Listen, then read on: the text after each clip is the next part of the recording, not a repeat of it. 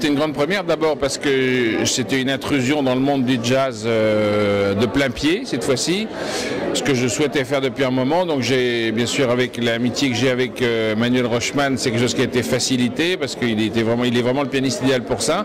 Ensuite, c'était une nouveauté aussi d'entrer dans le monde, l'univers Machinima, qui est un univers que je connaissais pas du tout, hein. C'est surtout les gosses et les jeunes qui connaissent tous ces jeux vidéo. J'ai appris après que le personnage était un héros d'un jeu vidéo très connu chez les jeunes.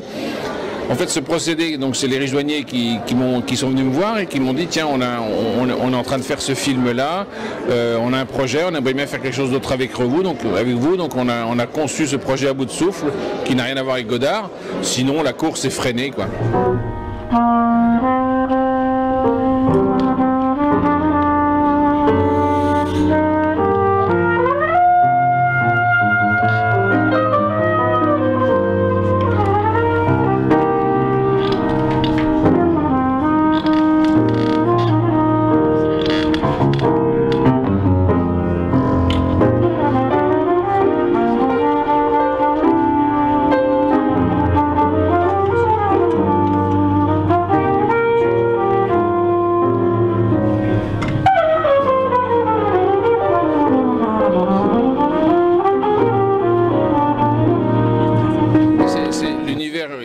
C'est vrai qu'il y a de la bande dessinée là-dedans.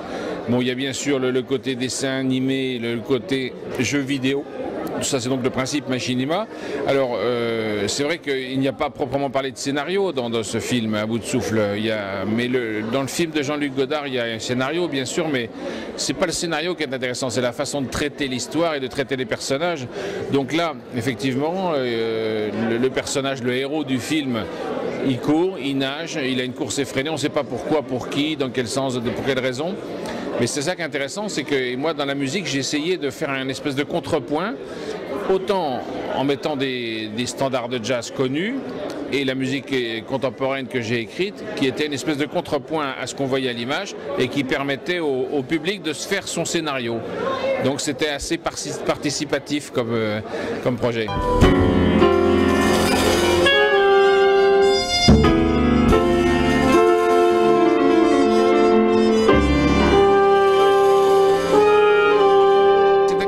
Ça, c'est peut-être la seule référence au film de Jean-Luc Godard, dont la musique était de Martial Solal. Et on a trouvé que le jazz permettait cette liberté, un peu cette folie. Et puis c'est vrai que les images, sur les passages qui étaient faits à l'image par Manuel Rochman, ça aurait été dommage de perdre cette liberté. Donc il était à l'écran, comme ça se passait au début du siècle dans les films de Méliès et de Louis Lumière. Il y avait un pianiste dans un coin qui accompagnait. On voulait aussi partir là-dedans. Et l'univers du jazz nous a permis de faire un peu un lien, un fil rouge dans tout ça.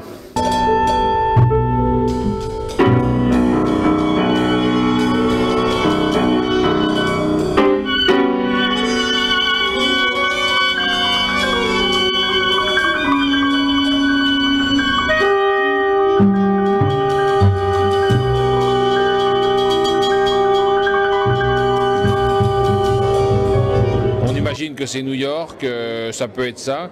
Et effectivement, il y a les quais, il y a les docks, il y a le centre-ville, il y a cette violence qu'on peut rencontrer. Bon, là, on en a enlevé. Hein. Il y avait des scènes beaucoup plus violentes et moi, j'ai demandé aux Riches Douaniers, qui ont été très, très coopératifs, bien sûr, pas d'aseptiser, mais d'enlever ce qui était vraiment violent. Parce que je crois que le personnage, il est assez violent dans les jeux vidéo d'origine.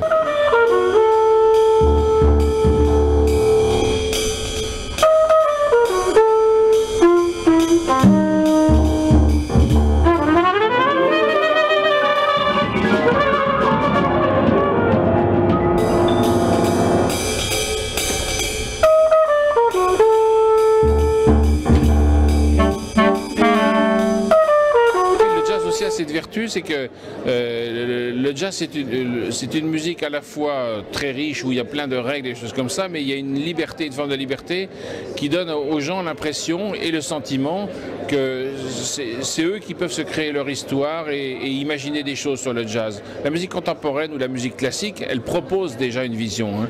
Bon, je ne parle pas des musiques à programme, mais souvent la musique ne laisse pas la possibilité de rêver. Le jazz, c'est le rêve pour moi.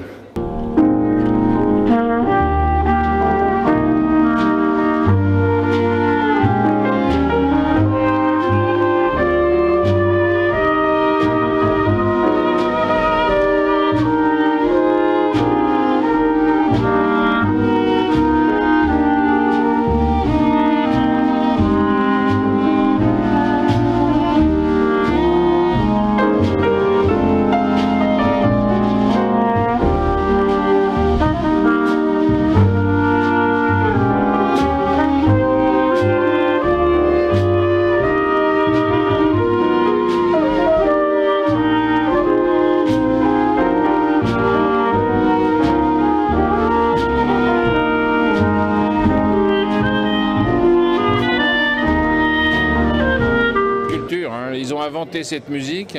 C'est vrai que c'est une musique très urbaine, c'est une musique qui est liée à ça. Donc il y a des petites citations dans ce que j'ai écrit à West Side Story, à des standards, des choses connues. J'ai voulu rendre aussi hommage un petit peu à ça. Il n'y a pas que des choses violentes dans ce film.